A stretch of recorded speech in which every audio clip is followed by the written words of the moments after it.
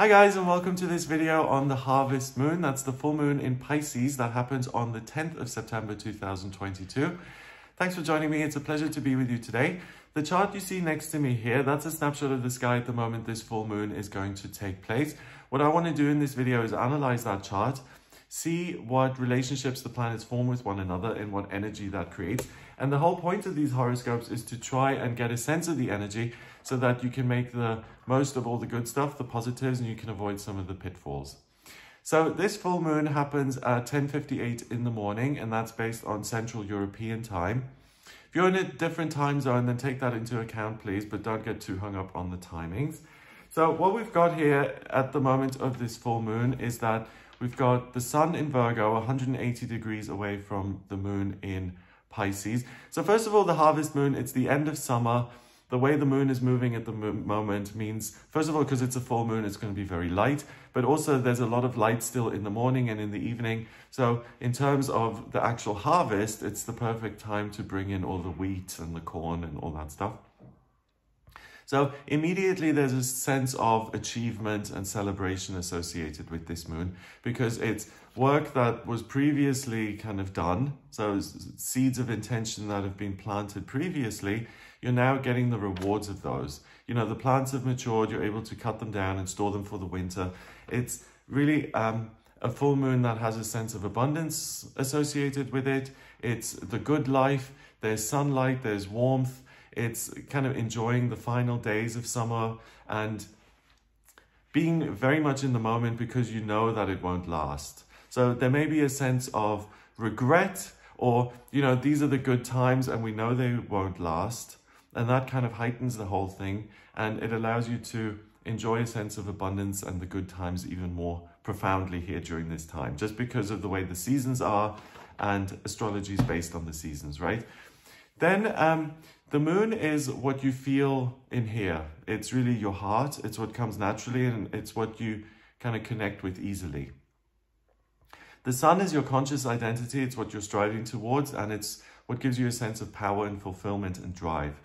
So we've got the moon in Pisces, that's water. So your heart is very much connected with the element of water and that is all about love and spirituality, the imagination, healing, creativity, kind of being selfless, looking at how you can connect with things that are abstract and that exist outside of the physical realms. If you think about Pisces as well, it's the last sign of the zodiac. So it's kind of also looking back on its life and it's saying this is what we've done and this is what we've achieved. What's coming next and what did this all mean? Let's evaluate it and let's review it. So Pisces is very much a sign that's associated with kind of listening and being receptive to information that you're getting and then working with that info, reflecting on it, contemplating and kind of making sense of your life through your feelings and through your intuition and a sense of comfort. So it's interesting because the full moon being in Pisces, it's immediately going to tone things down. If there's been a lot of conflict or if there's been misunderstanding happening, the Pisces moon kind of soothes all of that and it automatically allows you to connect with someone and what you have in common, even if it's just one thing out of 10, and there are 9 things out of 10 that you don't have in common, you're much more likely to disregard the differences between you and another person or a thing, and you're likely to appreciate and naturally be drawn towards the thing that does connect you. So I think this is going to be a period of peace. There's a sense of being able to recharge your batteries. You're able to shrug things off. So if there is potentially a problem, which could become something much bigger, you won't feed and buy into that. You're just going to say, okay, that's not ideal. Let's put that to the side and move on to happier things. So if you have been going, it's like, think of this as a final celebration, like a Last Supper almost, where now you have all the abundance of summer. You can put that all out on a table, on a banquet table, invite all your friends around who have time as well because they're harvesting and they have more than enough. It's not like this is a time of year where, you know, everything is barren and cold and it's just a matter of survival. This is the end of summer. It's really the time to drink wine and to eat the apples and honey and to, you know, break bread with people and to enjoy the good things that the world has to offer us, I think. You're in a good place, so you're able to connect with people anyway, so that sets you up nicely. Plus then, because this is earth and water, both feminine elements, there's an abundance of spiritual energy and a sense of well-being. And then because it's the harvest moon and the sun is in Virgo, earth, it's very likely there's a sense of abundance in terms of your practical life. So even if you don't own a yacht in the Mediterranean, this full moon is setting things up so that this is very unlikely to be the toughest moment in your life. Or even if you are in a tough spot, it will show you opportunities and connections, particularly because it's water, remember, connections to friends, family members who potentially then you could speak to and who could help you out of a tough spot in a practical sense. The Pisces full moon also, you know, if you're thinking about early mornings and them being really bright and then late in the evenings, there's a sense of wonder associated with that. It's kind of a sense of living on borrowed time and the world kind of turning on its axis just in order to support you, to harvest your goods. You know, it feels like almost like life isn't fair, but that's fine at moments like this because it's biased in my favor. Everything is going well for me. So there's a sense of imagination and wonder, but there's also a sense of there's something magical and very beneficent and warm that's kind of watching over you and protecting you and holding you in the palm of its hand almost. There's something very wondrous and almost fantastical about this full moon. So not only that, with the lights and the moon being in Pisces and all of that, we also have Neptune sitting on top of this full moon. Neptune is the actual ruler of Pisces. So this is like a Pisces full moon on steroids. It's really, really powerful. The moon in itself, I mentioned, is your feelings, right? So with it being in Pisces, you'll have a natural affinity with music and healing and talking to other people and being empathetic and supportive, reflective, contemplative. Meditation is going to work. If you're trying to have some sort of spiritual breakthrough, try that during this full moon. Every door is thrown open in terms of you here in your physical body and the spiritual realms. If you feel there have been any blocks or obstacles, you can just get rid of those like that. So with this moon being in Pisces, you're going to be very intuitive. So listen to your feelings. If you're in situations which are difficult and where you need to come up with a solution or answer, your intuition is really going to guide you. Creativity, expressing yourself, healing, and then anything to do with children as well is going to be supported. With Neptune being on top of this, it's almost like the sensitivity of a Pisces moon. Like imagine you're taking a, you know, one of those stereos where you can put batteries in and you can walk around with them and play music and stuff. That music, if you were to throw it into a pool of water and you were to jump in after the radio thing, the same music, listening it underwater is going to be a much more intense and weird and peculiar experience. It's the same song, but the message is being twisted and distorted so that you look at it and listen to it differently and you're getting more out of it. And it seems much more, it grabs your attention much more. So Neptune is at 24 degrees in Pisces, so there's the real opportunity to harvest spiritual information which is now available to you. It's like spiritual downloads. So what I'm getting is that on the side of the moon here, the moon and Neptune, we've got, you know, a sense of wonder. We've got like 5 moons on the horizon, or, you know, the feeling of that, like on the book of a fantasy novel where everything is just way over the top and mystical. So you've got all that imagination and that sense of awe and wonder abounding. And then on the other side, you have a very strategic and practical and competent and hardworking sun in Virgo, which says, okay, let's harvest all this, let's label it, and let's store it and archive everything we're getting right now so that we can refer back to it in future. So it's almost like it's raining gold coins and you're there with a giant bucket ready to catch all these gold coins. If you've been stuck for ideas, if you have found it difficult to feel connected, if you've been in hermit mode or isolated, this is perfect to blast out of that mode. If you felt like you've had writer's block and the words just haven't been flowing, you'll be able to bring that dam down. If religion has become distorted and twisted, like if you've had a spiritual practice, you know, you've done yoga every day and you've meditated and stuff, but you feel like you've lost your faith, it doesn't make sense anymore, or you've had some experiences, you've looked around the world and you've seen all the nastiness and the suffering, and you're like, how could there be a God with all this nastiness happening in the world? And you've moved away from that. This is the kind of day where you can rediscover that higher power, that God, that higher self within yourself again. You know, because when you're getting in that state of disconnection from other people or the universe or the higher self or whatever, it just makes you weaker, because that's what you're compiled of. So when you get rid of all of those things, you're just cutting a power source. So this is an opportunity to get all the plugs back into the socket and to harvest all the spiritual good. And the other thing about spirituality is it has side effects, right? So if you're getting a spiritual message, the side effect is one, that it also contains healing energy. So the message in itself is usually going to be healing, and it's going to prompt you into action, which is then also healing.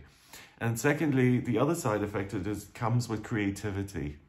So if you're downloading all these ideas, you'll immediately be creatively inspired to express them somehow so that other people can get in on it. So this is one of the most healing and intuitive and creative full moons ever. And if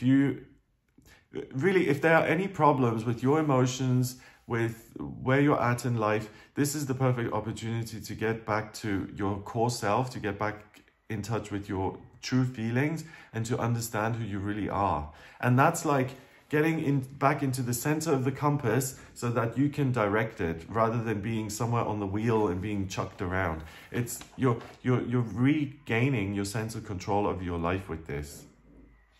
We have the sun then sitting, and it's 24 degrees Neptune, I mentioned that. It's an opportunity to understand.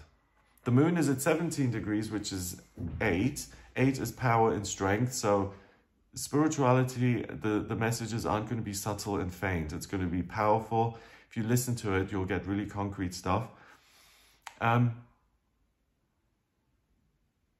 Sorry, I was just thinking about something that happened to me a few days ago. I was thinking about where I'm at in my life, and I got some really clear stuff that was almost shocking. It was so strange. It was like, oh, this is what you now think?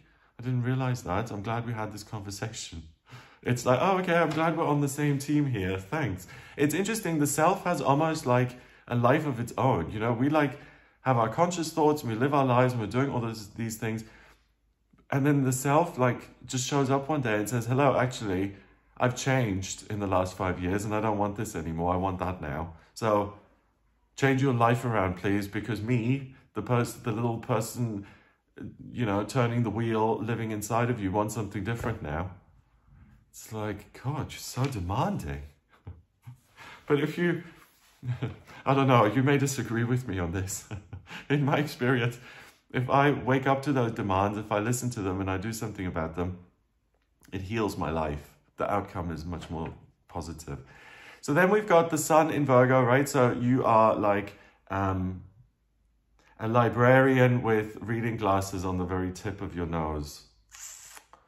You're ready to stamp the book, to get the dates right, to see the little sides things.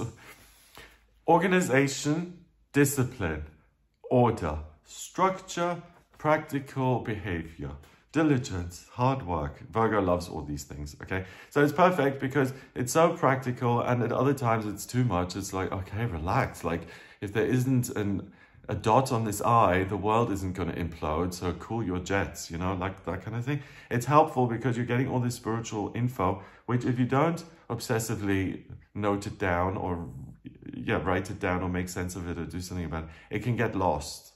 You forget about it. Like dreams, right? You wake up and it's like, and it was the most profound thing you ever experienced. but then it's just gone. So we've just got these two then creating this really constructive energy of being able to archive and order everything. The moon in itself creates a sextile with Uranus at 18 degrees in Taurus, and then the things around it, the part of fortune in Taurus and the North Node in Taurus. So a sextile is a positive, harmonious kind of aspect where two things blend their energies together without too much conflict or friction. And Uranus is lightning striking. It's the miraculous, it's the unexpected, it's the eccentric, it's the thing that's outside of the mainstream. At 18 degrees, 1 and 8 is 9. That's the vibration of the hermit. That's spirituality. And Taurus is the earth. And it really encapsulates what I've been talking about. It's spiritual lightning strikes in you. The messages go boom inside of you. So you're like a, what are they called? A spiritual lightning rod. So don't be afraid of that. It's really energizing, it's healing, it's creative, it's positive, and it will give you practical guidance on what to do next. So if you're out of ideas, this full moon is perfect. Or if you feel disappointed, or anything needs a do-over, or you don't feel like things have been perfect, you see. That's where Virgo, again, operates. So with this full moon in Pisces, you're getting perfect information, which you can then take not so perfect action on because you're still a human being, but the outcomes are going to be as near perfect as you can manage. And part of good luck, so if you take action based on your feelings, the good luck supports you in this. And if you are a creative person, please do get busy. And even if you wanted to, I don't know, go shopping on the day, please put in the extra hour in the studio and paint and write. You're going to be very pleased with what you come up with. So the full moon then doesn't create any other aspect patterns with anything. It's the sun and the moon and Uranus. It's those three. So this is really pure in its message, which says you're a spiritual receptacle, like the Ace of Cups. You're willing to receive the love, and that energy that you're getting is so it's like lightning. It's that powerful. It's energizing. It's like a revelation. It will prompt you to move forward immediately. It's okay. I'm just getting, it's so intense that it's going to be hard to sit with if you decide to do nothing. If you're like, I don't care about any spiritual messages, only tangible things are real, only science exists, and I really don't want to think about anything. I just want to, I don't know. It really kind of bleeds into every area of your life because it's your practical side, it's your imagination, it's being energized. I don't know how you could go against this, I suppose. If you're housebound and if you haven't left the house in years, then this is going to feel very difficult because it's going to prompt you to do something differently. So maybe you can do something within the space you're at then. If that's an ongoing, genuine, that's an insurmountable obstacle. So I'm not saying you have to kind of achieve mission impossible here. It's just that you feel so empowered that certain things which have been obstacles are no longer obstacles and you're able to make progress. Other things will of course stay there because we all have issues in our life. But even if the obstacle is still there, you'll be able to see what you can do around it to maybe then approach the obstacle later on. We have some major aspect patterns in this chart. If you look to the center of the wheel, we've got a big blue triangle, right? It connects the rising in Scorpio with the South Node sitting on top of it. Then Black Moon Lilith in Cancer and the Moon in Pisces. And then we have two sextiles sitting on one side, connecting Uranus and Taurus, creating a kite. And then if you look onto the other side of the triangle, we have two other sextiles connecting the Sun, creating another kite. Then if you look in the middle, we have the two trines, so the lines with the triangles in the middle, They are 120 degrees away from each other. And then two sextiles, which is 60 degrees, they create a big blue rectangle. And a big blue rectangle is a mystic rectangle in astrology. And it is what it says. You're a mystic in the sense that the spiritual doors are so open that you're pretty much like someone who can have a direct conversation with the higher realms, which is what a mystic, I suppose, is. So again, if spirituality has been of interest to you, but you feel like you haven't made much progress, look into it again today. Like everything opens. The first kite, so the trine in itself is a big talent. It's in the element of water. So your intuition, the fact that you're able to read a situation. But what I'm getting via this big triangle, the grand trine, is that your intuition allows you to read other people very well on this day. So if there's someone in your life where you're not sure whether you can trust this person or not, do they have my best interest at heart? Did they spread that rumor even though they've denied it? Is this someone I want to open up to, or will they use the information against me? Talk to that person today. You'll immediately get a certainty in here that says absolutely not, or yes, green light, go ahead. The first kite then puts Uranus in there. So it's the talent to feel, to get the right answers via your feelings, your intuition, your connection with the higher realms, and then to implement that into practical action into your life, particularly if you want to do something that exists outside the norm. So if you've been working as an accountant or as a tree doctor, but your dream is to be a psychic medium, then this gives you the confidence and the certainty to say, okay, I'm going to try this out. Because Uranus, remember, is the eccentric. So particularly people who will do something that hasn't got the rubber stamp of approval as far as society is concerned, those people particularly will have a breakthrough. I count myself as one of those people, as someone who is an intuitive astrologer and tarot reader and works with numerology. I exist outside the norm, and anything that exists outside the norm is going to raise a few eyebrows. Certain people will be interested in it, other people won't. So it's not as isolating, or the whole thing isn't as, basically it says it's okay to be you and to put yourself out into the world. You have a talent, use it. The other kite includes the sun, and that is where the conviction comes from, because this is the bowl capturing all the spiritual insights. It's like the dream catcher bowl. You're just plucking them out of the sky here. So because you understand where you're at and what you want so clearly, it's then easy to take a risk in terms of doing something that, yeah, isn't universally applauded.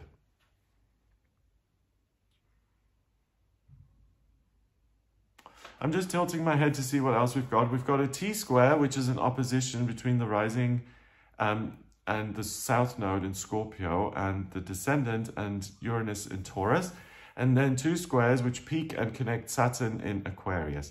So we've got friction between how do my feelings lead to me becoming the person I want to be versus society. And I really don't think that you're going to be overly impressed by the restrictions that society imposes on you.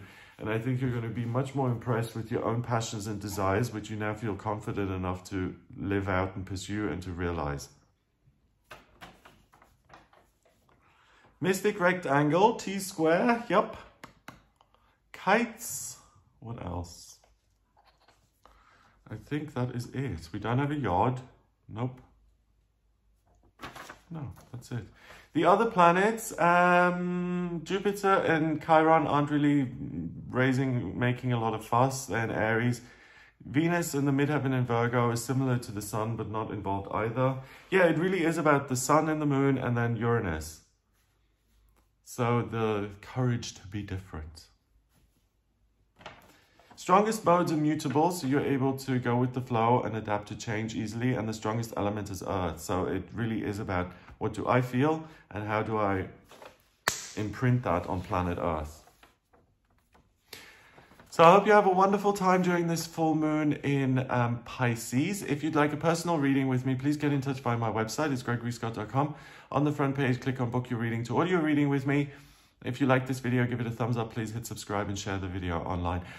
I just want to mention, I'm going away for a few days. I'm going to a yoga wellness retreat for my birthday from the 7th of September till the 13th, 14th, I think. Around then. So I'm going to be away for like about a week. I'm not going to be doing the daily tarot readings and the weekly horoscope. I won't miss anything with the new moons or full moons. By the time the next new moon rolls around, I'll be back. So if you're wondering why there's no daily tarot reading and why I'll miss one of the weekly horoscopes, is because I'm away for my birthday. So I hope you guys have a great time here on this harvest moon. If you do want to get in touch, please do. And I'll speak to you soon. All the best. Take care.